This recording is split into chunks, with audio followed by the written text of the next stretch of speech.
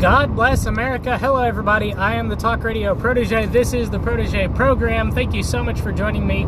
Today, we're talking once again about the Kavanaugh confirmation hearings because the circus continues to unfold. I can only imagine what the next Supreme Court confirmation hearing is going to sound like when it's Ruth Bader Ginsburg seat who's on the chopping block. That's going to be unbelievable. They've got the long knives out for Kavanaugh. Just imagine the long knives they're going to have out for Ginsburg's replacement. So the big theatrics that went on today centered around Cory Booker publishing a series of documents in a dramatic claim that he was going to defy the rules of Senate decorum and Senate procedure in order to present these documents to the American public. Unfortunately for Cory Booker, those documents were cleared by the Senate Judiciary Committee before he published them. It was acceptable to publish these documents before Booker went through these theatrics. Now, whether Booker didn't know that he was cleared to go through these theatrics or that he didn't care and he was going to go through the theatrics anyway is a mystery. I would like to say that he just didn't know. But then again, you know, never attribute to malice what you can attribute to incompetence. But Cory Booker is a far left-wing Democrat who has the long knives out for Kavanaugh. So it wouldn't surprise me at all if he actually did know ahead of time that it was okay for him to publish these documents. Now, some of these documents are being talked about by various individuals in the media. One of those documents is written about in the New York Times, where they say leaked Kavanaugh documents discuss abortion and affirmative action. Now, a piece from the Weekly Standard called this New York Times piece a dud rather than a bombshell, and I think I can show you exactly why that is. As a White House lawyer in the Bush administration, Judge Brett Kavanaugh challenged the accuracy of deeming the Supreme Court's landmark Roe v. Wade abortion rights decision to be, quote, settled law of the land, according to a secret email obtained by the New York Times. Now, why is something settled law of the land? Well, I'm just going to put that question out there for you for a moment, and then I'm going to tell you what I think about it. 5, 4, 3, 2, 1. Nothing is ever settled law of the land. Let me explain. It was settled law of the land in 1787 when the Constitution was signed that there would be slavery in the United States of America, and slaves would only count for 3/5 of a person. About roughly 100 years later, that settled law of the land was overturned. It was settled law of the land just less than 100 years ago that abortion was illegal in many states. And then, you know, during the Roe versus Wade Supreme Court case, that settled law of the land was overturned. It was settled law of the land that senators would be chosen by the state government, not by popular vote of the citizens of that state. That settled law of the land was overturned with a constitutional amendment. So, depending on how you look at it, nothing is settled law of the land. The idea that we can overturn any law at any time through proper legal channels means that nothing is ever settled law of the land. The only time something is not settled law of the land is when you have vast swaths of the country ignoring the law. When you have vast swaths of the country contesting the legitimacy of the law. So you might say that our immigration policy is not settled law of the land because there are vast swaths of the population that are ignoring immigration policy. Let's see. Can I think another one off the top of my head? Nothing immediately comes to mind. Immigration is the number one example. Obamacare. Everybody was saying Obamacare was the settled law of the land when it was passed by Congress in 2010. And yet Obamacare didn't fully take effect until 2014, contrary to the mandates of the law that was passed by Congress. You want to know who was... what's the word? You want to know who is ignoring the quote-unquote settled law of the land? The Obama administration. So depending on how you look at settled law of the land, a very nebulous and ambiguous term, on purpose, I might add. Most things that are ambiguous and unclear are on purpose. Settled law of the land is meaningless. People are asking Kavanaugh if Roe versus Wade is settled law of the land so that they can try and get Kavanaugh to commit to never voting against Roe versus Wade, which would be stupid. It would be stupid to assume that him answering yes to this question means that he would never vote against Roe versus Wade. What if he becomes convinced later that Roe versus Wade is not settled law of the land? Now, Roe versus Wade is not settled law of the land for one reason. The Supreme Court can always overturn precedent. It is not common for the Supreme Court to overturn precedent, but on occasion they do exactly this. Sometimes they overturn precedent because the precedent was garbage, like they did, like some of the conservative members of the Supreme Court claimed they were doing when they overturned a law that protected internet shoppers from paying state sales tax outside of the state. I talked about that. I disagreed with the overturning of the law, but if the precedent was garbage, then it should be overturned, and Roe versus Wade is garbage precedent. We talked about that extensively in the Roe versus Wade reading, that 3-part reading that I did a few weeks ago. So nothing is settled law of the land. The left just wants to use this to try and pigeonhole the right into committing to not trying to overturn laws that they like. You know, the left wants to overturn settled law of the land all the time when it suits their agenda. But when it comes to Republicans trying to overturn the left's agenda, oh, no, you can't do that. It's settled law of the land. Remember, that's what some of the establishment Republicans were talking about when it came to repealing Obamacare. They said, it's the law of the land. We shouldn't try to repeal it. We should try to fix it. No.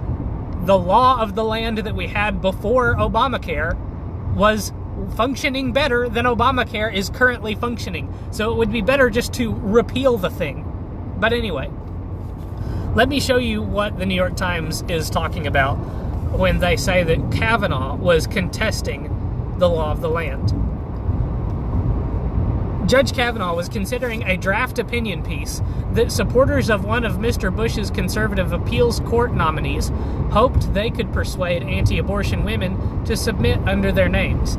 It stated that, quote, it is widely accepted by legal scholars across the board that Roe v. Wade and its progeny are the settled law of the land. Now, what stands out in this statement to you? First of all, there's that settled law of the land garbage statement. There's Roe versus Wade. That's the case that we're talking about here.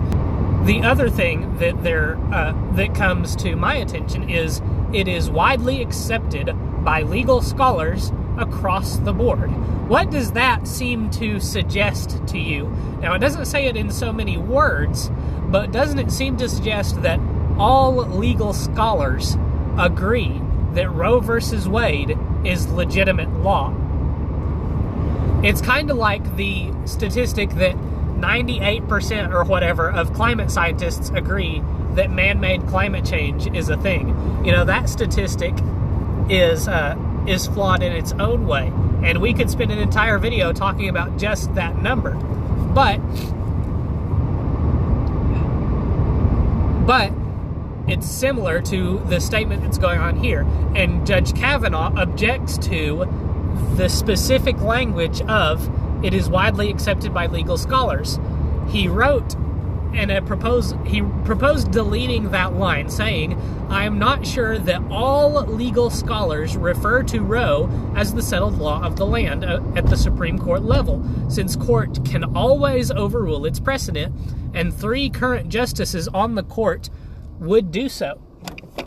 You see, Kavanaugh looks at that sentence. He sees the letter asserting that de facto that an equivalent of all legal scholars agree that Roe is the settled law of the land, and he says, we can't make this claim because we can't know that all legal scholars agree on this. We could make this claim and then a single legal scholar could come out and debunk the claim, because if you claim that all legal scholars agree on this thing and one does not, then he is the counterexample, because you said all and he is part of all and he does not agree. So let's go down and see if we can find this thing talking about, what was the other thing that they said he's talking about? Affirmative action. Let's see if we can find this paragraph on affirmative action. Other documents provided at the Times included a document showing that in September 2001, after terrorist attacks, Judge Kavanaugh engaged with the Justice Department lawyer about questions of warrantless surveillance. At the time, that lawyer wrote a memo an Inspector General report later portrayed as the precursor to the Bush administration's warrantless surveillance program.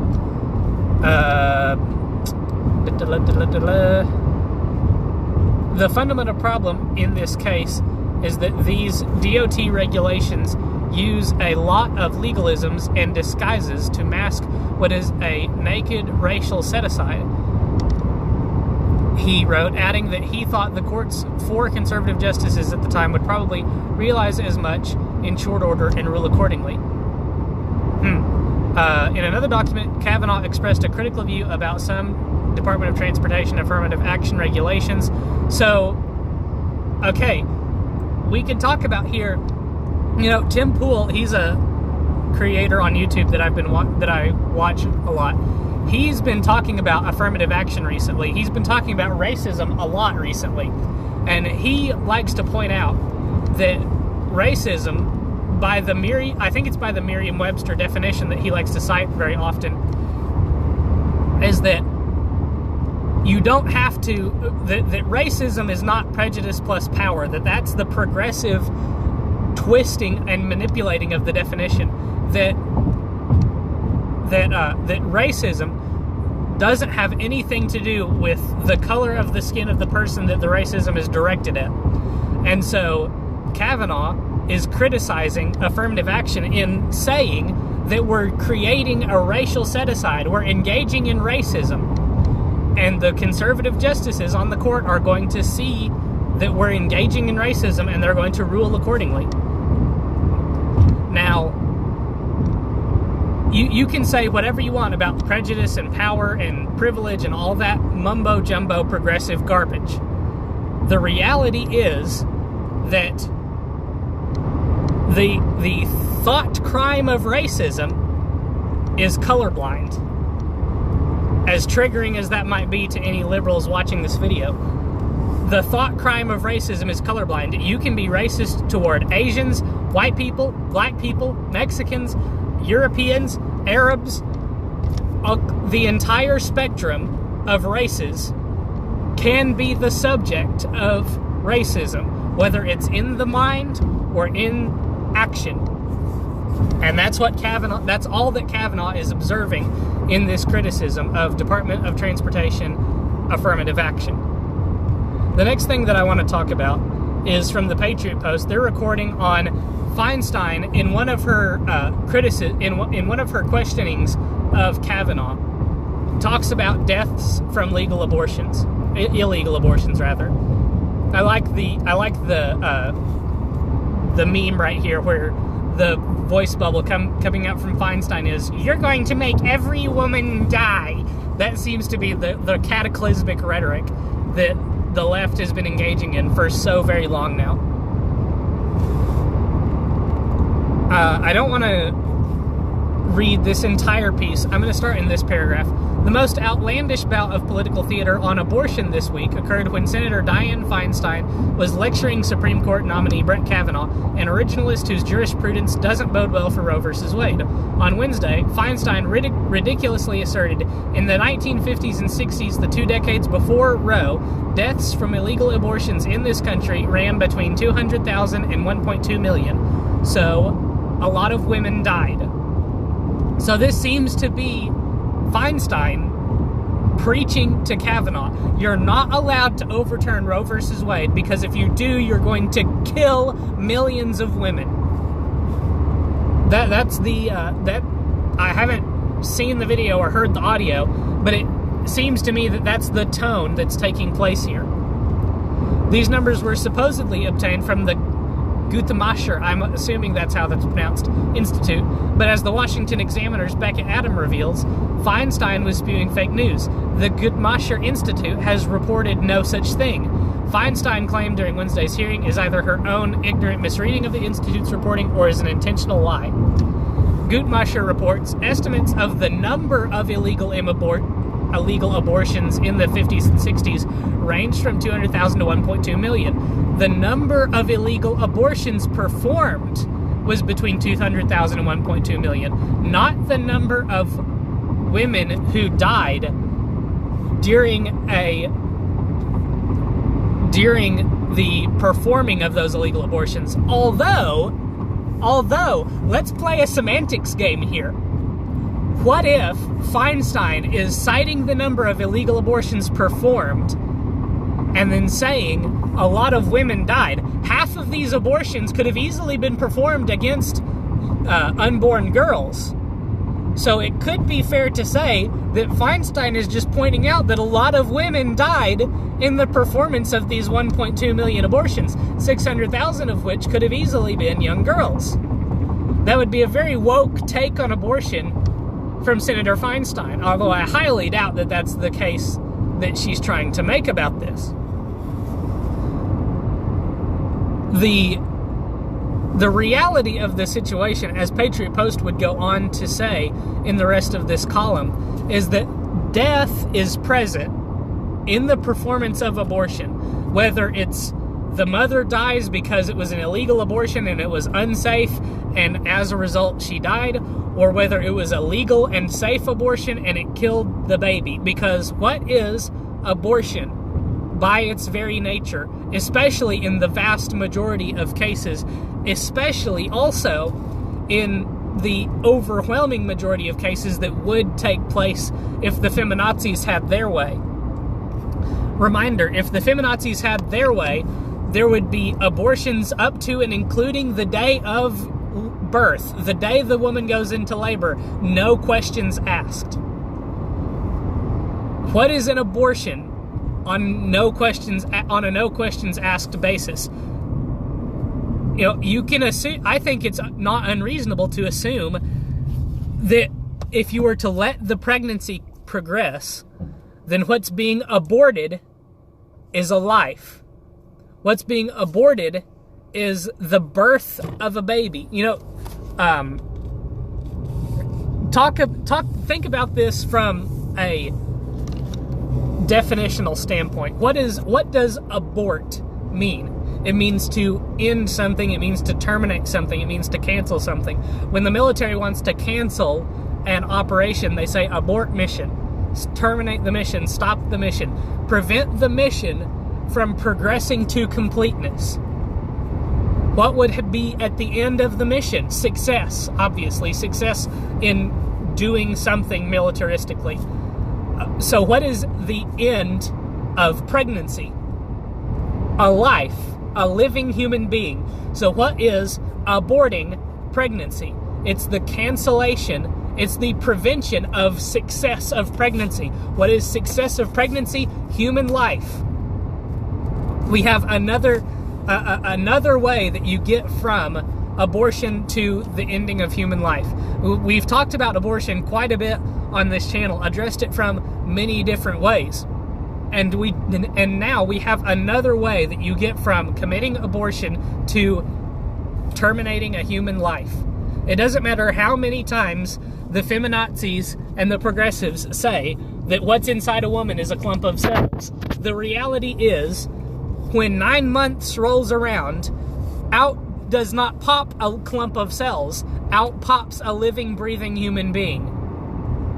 99 times out of 100. I want to move on to the last thing concerning the Kavanaugh hearing that's been going on this week. And we're going to talk about this handshake thing that I think went viral on Twitter. Now, if you haven't heard what happened, one of the parents of one of the victims of the Parkland shooting that occurred early this year tried to shake the hand of Brett Kavanaugh immediately after the or I think it was at the beginning of the lunch break. So the committee says, all right, time for the lunch break. Everybody gets up and starts to leave. Now, I've seen the video clip. Maybe the clip is even in this Patriot Post paragraph. It's not. You can probably find it on YouTube. I might even, if I can remember, I'll link to it in the description of this video. But it looks a lot different than this picture. If all you've seen is this picture, then yeah, it looks like Brett Kavanaugh could have easily shaken this guy's hand, but he just turned around and walked away. A lot of things could be the case here. I didn't know who this guy was. I don't recognize this guy. I didn't know when I heard his name for the first time that he was the parent of a Parkland victim. So it could be, I think it is easily arguable that Kavanaugh just didn't know who this guy was. For another thing, if you watch the video clip, there is no pregnant pause where Kavanaugh sees the guy and then turns around and walks away. I think that a description of the events is right. Yeah, so there's a description of the events from the Parkland parents' perspective. The stuntman wrote, "Just walked up to Judge Kavanaugh as morning session ended, put my hand out to introduce myself as Jamie Gutenberg's dad. He pulled his hand back, turned his back to me, and walked away. I guess he did not want to deal with the reality of gun violence." So, if you believe the way the dad puts it, Brett Kavanaugh had plenty of time to shake the man's hand. Brett Kavanaugh probably recognized the guy, recognized who he was, and made a conscious decision to turn and walk away. But you watch the video clip, and there's about 2 to 3 seconds, maybe even less than that, where Brett Kavanaugh stands up, begins to turn, and the guy maybe says something, and Kavanaugh turns, and then there's a security guy there between Kavanaugh and Mr. Gutenberg, and he's ushering Kavanaugh away, and Kavanaugh has to quickly turn and proceed down the aisle. It's not this event that sounds like it could have taken 10 to 15, between 5 to 15 seconds. It was something that obviously occurred very quickly. And if you've ever tried to get in to shake someone's hand, if you've ever walked up to someone in a crowded room to try and introduce yourself, it's very easy for them to get distracted and turned away from you. And so I think that what happened here was not that Kavanaugh deliberately recognized and ignored this guy. I think it's highly likely that Kavanaugh was standing to leave. He heard someone say his name. He turned, looked, didn't see someone that he recognized, and then a security personnel stepped out and said, "Time to go," and so Kavanaugh left. I think that's much more likely than Mr. Gutenberg getting snubbed by the Supreme Court nominee. But let me know what your thoughts are in the comments down below. If you enjoyed this video, leave a like. If you want to see more content like it, hit subscribe, hit the bell for notifications. Don't forget to check back every weekday for new reports, because you never know what's going on with the YouTube algorithm. Thank you guys again so much for watching. I hope that you will come back next time. Until then, good night and God bless.